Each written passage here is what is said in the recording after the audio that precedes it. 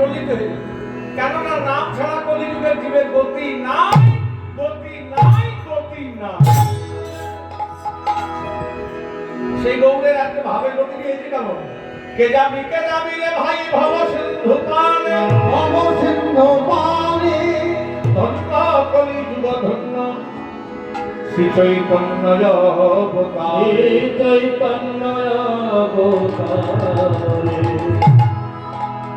বলে কলিযুগ ধন্য রে, কলিযুগ ধন্য রে, বলে কলিযুগ ধন্য রে, বলে কলিযুগ ধন্য রে।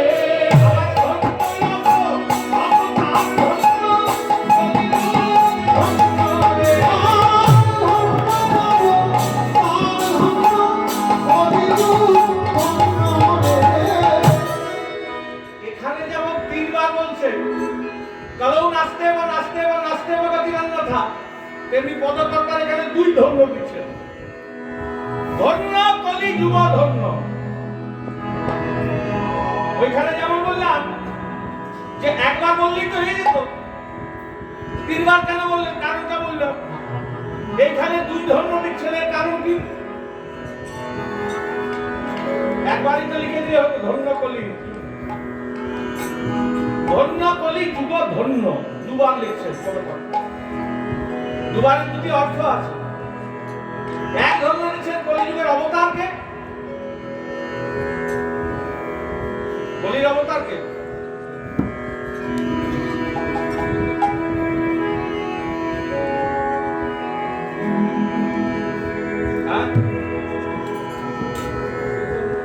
চার যুগের চারটি অবতার, সত্যতে বদ্রীনারায়ণ, ত্রেতাতে রামেশ্বর রাম, দ্বাপরে দ্বারিকা,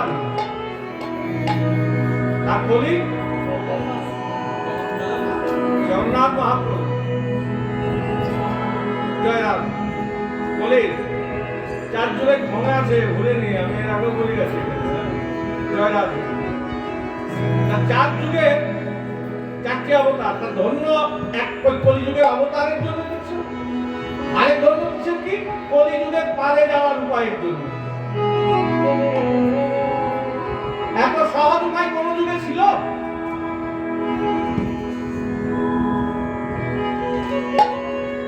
কলিযুগের মতো পারে যাওয়ার সহজ উপায় ছিল? সত্য যুগে কি ধ্যানের দ্বারা ঈশ্বরকে লাভ, হাজার হাজার বছর ধরে ধ্যান করতে। কলিযুগে কি ধ্যান করতে পারবে? আপনারা কে ধ্যান করেন? একটু হাত তুলে দেখান দেখি, কেন অনেক লোক পড়ে যাবে। কে ধ্যান করেন?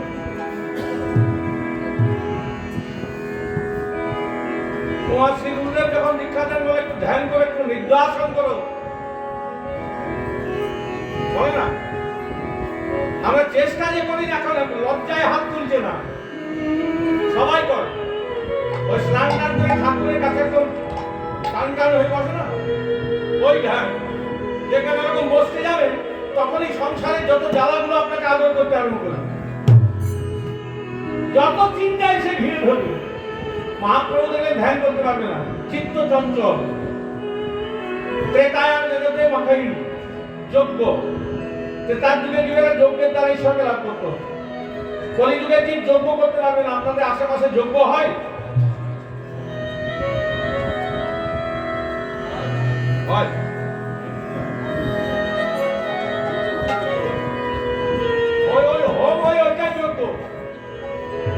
মন্দিরে হোম যজ্ঞ হয়। হ্যাঁ, কালী পূজা, দুর্গা পূজা, লক্ষ্মী পূজা, সরস্বতী পূজার সময় ঠাকুর বজায় রাখা হয়।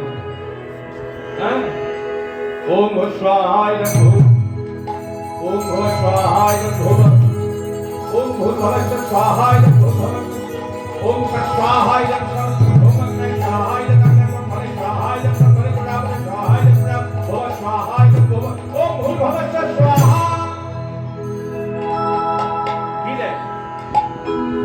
যে যজ্ঞগুলো হয় কালী পূজা, দুর্গা পূজা, লক্ষ্মী পূজা, মনসা পূজা, কতক্ষণ হয়?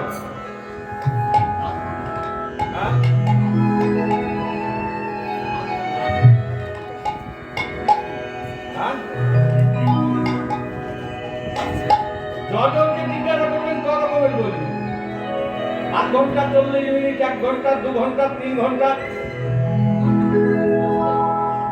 আমি কালকে এসেছি দেবঘর থেকে। মহালক্ষ্মী যজ্ঞ, মহারুদ্র যজ্ঞ 100 মন 10 দিন থেকে চলছে। 100 মন দ্রব্য ঘৃত। কিন্তু ঠাকুর মশাইরা করেন কি জানেন? সকালে কয়েক ঘন্টা আর সন্ধ্যায় কয়েক ঘন্টা অগ্নিকুণ্ডে বসে আহুতি দেয়। মহাপ্রভু বললেন এতে যজ্ঞ সম্পন্ন হবে না কলিযুগে। তিথিবৎ মানে নিয়ম নিষ্ঠা মেনে 6 মাস ধরে আহার নিদ্রা পরিত্যাগ করে, খাওয়া দাওয়া বন্ধ করে সমাজ যদি 1 টাকার অগ্নিকুণ্ডে বসে আহুতি দিতে পারেন তবে কলিযুগের জীব ঈশ্বর প্রাপ্তি হবে। কলিযুগের জীব, আচ্ছা কলিযুগের জীব সমাজ না খেয়ে থাকতে পারবে? কালকে একটা ভালো তিথি আছে,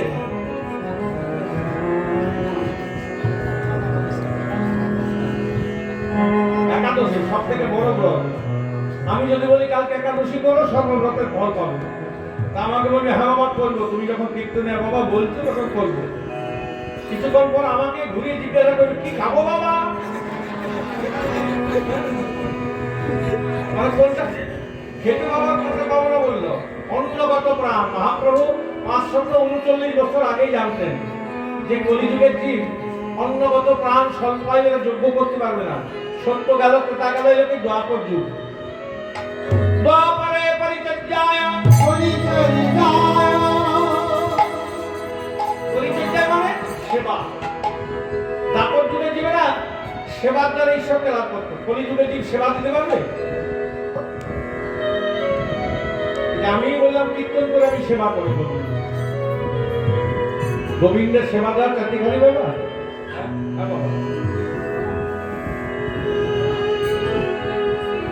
নিজের সেবা নিয়ে ব্যস্ত আছে। এখানে কীর্তন করতে এসছে গোবিন্দের, শুনেও সেবা হবে। শুনবার জন্য এসছে তো পাখাটা কোথায় আছে? হাওয়া খুঁজে বেড়াতে, হাওয়া সেবা করবে। অন্নগত প্রাণ মহাপ্রভুদের একমাত্র সেবা দিতে জানতো কে জানেন? মা যশোমতী। তিনি ছিলেন স্বয়ং রাজমহিষী। বাড়িতে চাকর চাকরানির অভাব ছিল না, তা সত্ত্বেও মা আমার নিজ করে নবমী তুলতেন, নামে নবমী, কিন্তু 2টি আঙ্গুল দিয়ে নেড়ে দেখতেন। কেন না? নবমী যদি মোটা থাকে পাছে আমার লালনের বদনে লাগবে। এত যত্ন করে কেউ সেবা দেয়? ঠাকুর অনেক কষ্ট করে জোগাড় করেছি, অনেক দূর থেকে এসেছি, এই জোগাড় টোগাড় করে এসে তোমায় দিলাম, নিতে হয় না, না হয় উপোস দিয়ে বসে রাখো। কলিযুগের সেবা কেমন সেবা জানেন? কলিযুগে আমি আমাকে দিয়ে দৃষ্টান্ত দিচ্ছি। আমার দাদু একটা বিগ্রহ প্রতিষ্ঠা করেছিল। দাদু ছিল আগ্রহ কি না আমার বংশ পরম্পরায় বিগ্রহের সেবা করবে।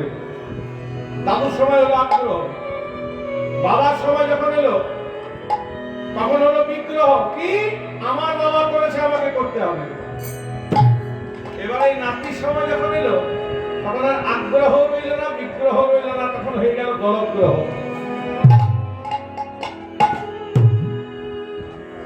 বলবে দাদুর কি দরকার ছিল, আমাকে ঘরে চাপিয়ে দিয়ে চলে গেছে। এরকম হয় না?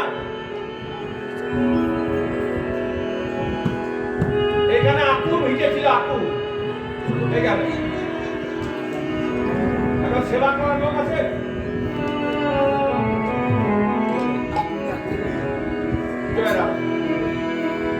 আছে নাই? এরকম অনেক আছে। তাহলে এটা হতেই হবে, মহাপ্রভু বলে গেছে। তাহলে কলিযুগের জীব সেবা দিতে পারবে না। তাহলে এদের ঈশ্বর সত্য গেল, কোথা গেল, দ্বাপর গেল, কলিযুগ। এদের ঈশ্বর প্রাপ্তি হবে কেমন করে? তখন মহাপ্রভু বললেন কি সেই গোলকের গোপন নাম হরিনাম সংকীর্তন কলিযুগের জীবের হাতে তুলে দিলেন। বলে জীব নাম করো, নাম করলে সর্বব্রতের ফল পাবে, সর্বকর্মের ফল পাবে। নাম করবে আর কালকে সবাই মিলে একাদশী করবে। মজার ব্যাপার কি জানেন? একদম সত্যি সত্যি কথা বলছি, এগুলো জানার প্রয়োজন আছে। কালকে হচ্ছে উত্থান একাদশী, দেব উত্থান একাদশী বলে, মানে দেবতাকে উত্থান, উৎকৃষ্ট উৎকৃষ্ট গোবিন্দ উৎকৃষ্ট জানানো হয় গোবিন্দ। এর আগে পার্শ্ব একাদশী আছে, তার শয়ন একাদশী তো আগে পেরিয়ে গেছে। যাই হোক, এই উত্থান একাদশী এদিন লবণ খেতে নাই, জানেন? জয়রাধে জানা আছে।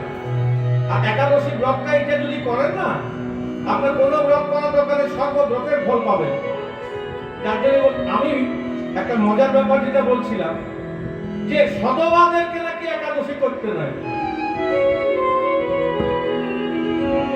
এটা আমাদের গ্রাম বাংলায় প্রচলন আছে। আমি গ্রামের ছেলে ওই জন্য বলতে পারছি। হ্যাঁ, শতবার বিধবায়তে কিছু নয় একাদশীতে, শুনে নেন। যিনি করবেন তিনি ফল পাবেন, জয় রাম। বরং যদি দুজনে একসঙ্গেই করেন তাতে আরো বেশি বাবাদের লাভ হবে। কেন না, এমনিতে বাবারা যদি যেটা করেন, এই ধর্মকর্ম যে কাজটা করেন, মায়েরা যদি, আপনি হয়তো কোনো তীর্থে গেছেন, বৃন্দাবন গেছেন, বৃন্দাবন যাত্রা যেটা ফল না, সেটা আপনি ওই ধর্মের ফলটা আপনি অর্ধেকটা ওই মায়ের অ্যাকাউন্টে চলে যাবে, মা যদি সঙ্গে না দেয়। আর সঙ্গে গেলে মায়ের যতটুকু হবে বাবার ততটুকু হবে। একাদশীর ক্ষেত্রেও তাই, যদি দুইজনে একসঙ্গে একাদশী করে তাহলে আপনারও যা ফল হবে বাবারও তাই ফল হবে। আর এখানে ওই শতবা বিধবা বলে কিছু নেই, জয় রাধে। এই একাদশীর ফল যিনি করবেন তিনি ভোগ করবেন। যাই হোক, তা ওই নাম দিলেন যদি আরেক ধন্য দিচ্ছেন, সেই গৌরের ভাবে গতিকে হয়েছে কেমন জানেন? এই কলিযুগে জীবের দশা বলিনি হেরে আপনি কালদারে হইয়া আমার বাহে রোগাখানে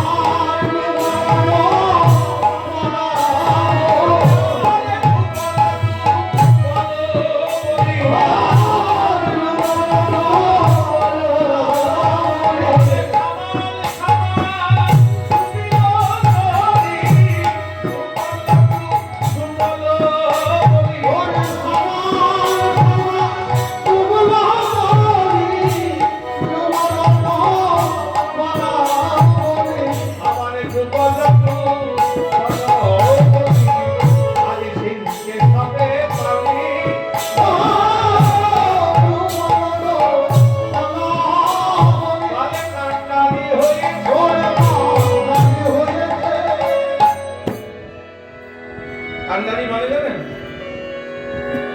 জয়রাম, কান্ডারি মানে জানেন? হ্যাঁ?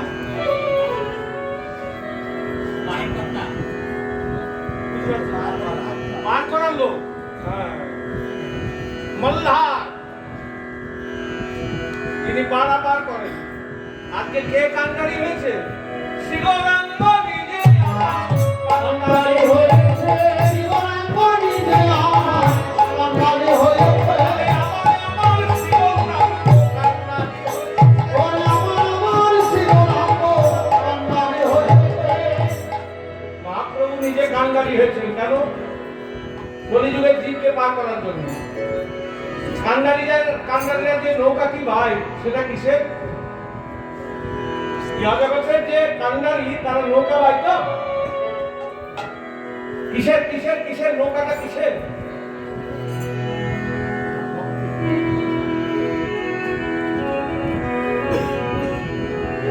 এই তো কিছু দূর গিয়ে এখানে ঘাট আছে, অজয়ের ঘাট আছে। হ্যাঁ, আছে না? নতুন আছে।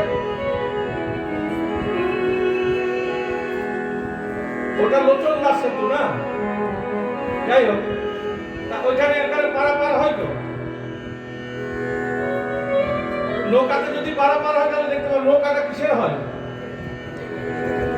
বলুন? ভয়ের কোনো কারণ নেই, আপনারা যা জানেন আমি ওইটাই জানি। নৌকা কিসের হয়? কাঠ আর প্রেম দিয়ে তৈরি হয়। তাহলে এই মহাপ্রভু যে তৈরি কান্ডারি, সে তৈরিটা কিসের? কাটার প্রেমের। কাটার প্রেমের তৈরিতে ভবসিন্ধু মাছ ধরে সকলকে একসঙ্গে পার করা যাবে?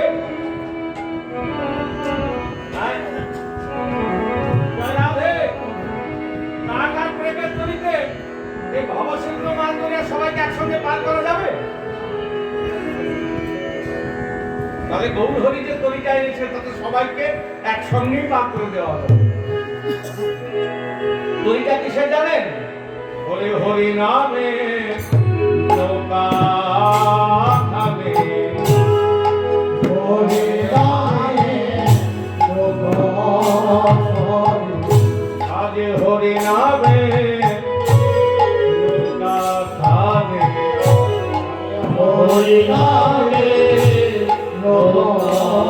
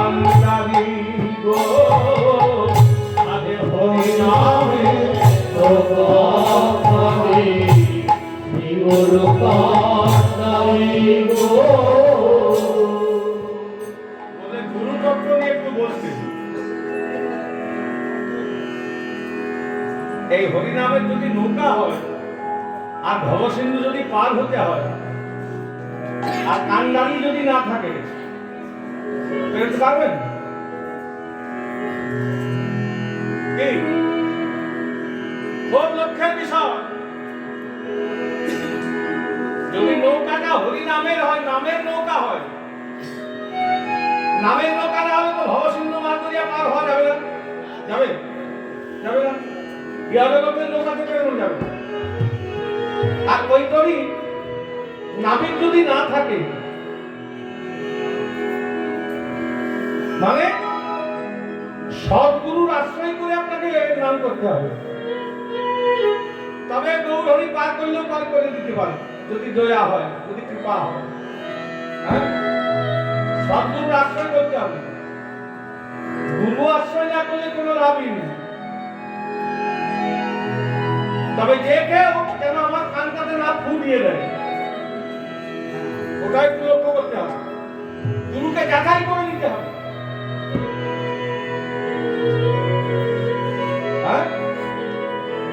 सदगुरु पाए भेद बताए जब ज्ञान का उपदेश, कैला की मैला छूटे जब आप में करे प्रवेश। तुलसीदास जी বলেন কয়লাকে যদি দুধ দিয়ে ধোয়া হয়, কয়লার কালি তো ঘটে না। পেট অগ্নির সংস্পর্শে যখন পুড়ে যায় তার রংটা কেমন হয়? ছায়ের রং সাদা হয়ে যায়। অসৎ যদি সদ্গুরুর সংস্পর্শে আসে, অসতও সৎ হয়, তখন ক্রিয়া হয়, নামেও ক্রিয়া হয়। তাই সদ্গুরুর আশ্রয় করতে হবে। আশ্রয় করিয়া ভজে তারে কৃষ্ণ নাহি ত্যাজে, আর সব মনে অকারণ। আশ্রয় করতে হবে। জয় রাম। সদ্গুরুর আশ্রয় করতে হবে। আশ্রয় না করলে তো হবে না। জয় রাম।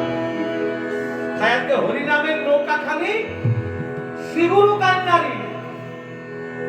আপনার এই দেহতরি যদি শ্রী গুরুদেবের কাছে দীক্ষা না নেন, তাহলে এই কান্ডারি না থাকলে তরি কি হবে? হ্যাঁ, ডুবে যাবে। এই যে তুলসীদাসজির কথা আমি বললাম, এই তুলসীদাসজি ছিলেন রাম ভক্ত। একদিন ঠিক করলো গোলকে ভগবান থাকে, গোলক আর ভূলোকে বলছে এখানেও ভগবান থাকে। কার ওজন ভারী, আমাকে ওজন করতে হবে। কেমন বিচার দেখুন। যেটা ভালো বুঝলো সেখানে আমি ভজন সাধন করবো। তাই করলেন কি, ওই দুটোকে তুলাদণ্ডে বসালেন, গোলককে আর ভৌম বৃন্দাবনকে। তা হলো কি, তখন কি হলো জানেন? তুলসীদাসজির বিচারে কেমন বিচার দেখুন। বৃন্দাবন ভারী হয়ে গেল, আর গোলকটা যদি এক তুলাদণ্ডের এক পাশটা ভারী হয়ে যায়, আরেক পাশটা কোন দিকে চলে যায়? ওপরে উঠে যায়। ওই জন্য গোলক ওপরে আর বৃন্দাবন ভৌম বৃন্দাবন। ওই জন্য গোলক ওপরে আর বৃন্দাবন এই উত্তর প্রদেশে।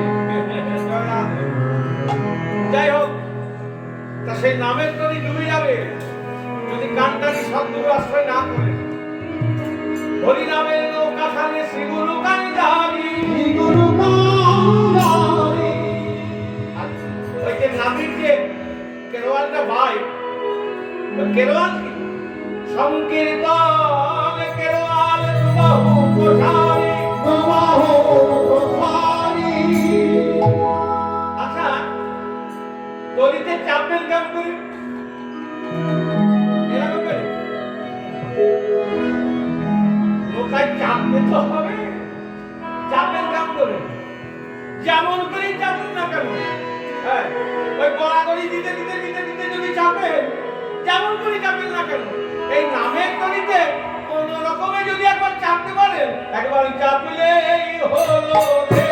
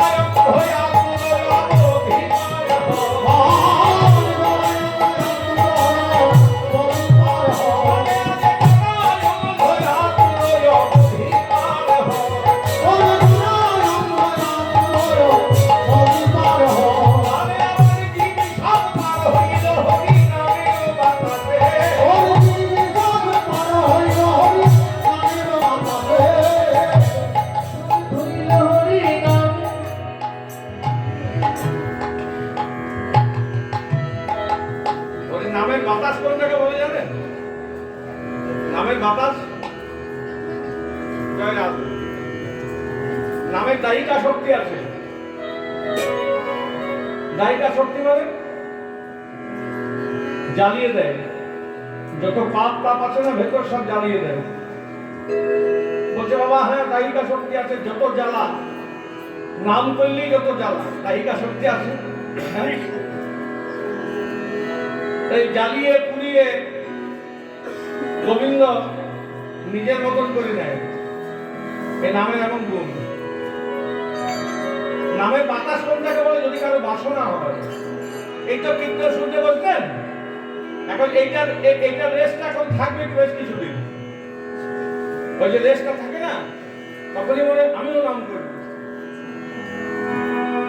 কিন্তু কবে করবে তা ঠিক না, কিন্তু মনে মনে হয় আমিও নাম করব। এই যে বাসনা, এটাই হচ্ছে হাওয়া, বুঝলেন, বাতাস। এটাও কাজ হয় নামের এত গুণ। যদি কারো বাসনা হয় আমি নাম করবো, তাতে ক্রিয়া হয়ে যাবে। আমার কাছে প্রমাণ আছে। নাম করা তো অনেক বড় ব্যাপার। যদি কারো বাসনা হয় আমি নাম করবো, তাতে ক্রিয়া হয়ে যাবে।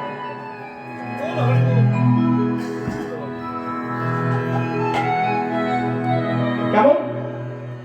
দৃষ্টান্ত না দিলে সিদ্ধান্ত দেবে না। সূর্য উদিত হয়, প্রত্যেকদিনই সূর্য উদিত হয়। এই যে আকাশটা যে পরিষ্কার হয়, সূর্য নারায়ণ আসার পর না আসার আগে?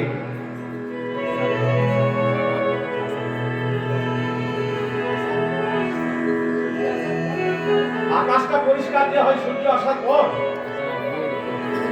ভোরবেলায় ঘুম ভাঙে?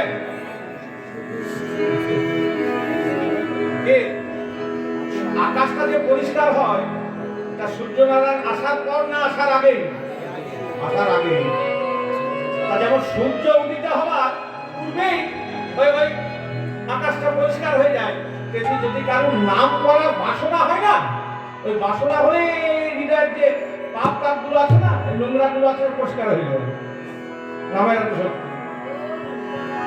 যেমন সূর্য উদিত হওয়ার পূর্বেই অন্ধকার দূরীভূত হয়, তেমনি ভেতরে অন্ধকারটা যদি কারোর নাম করার বাসনা হয়, তাতেই তার অন্ধকার দূরীভূত হয়ে যায়।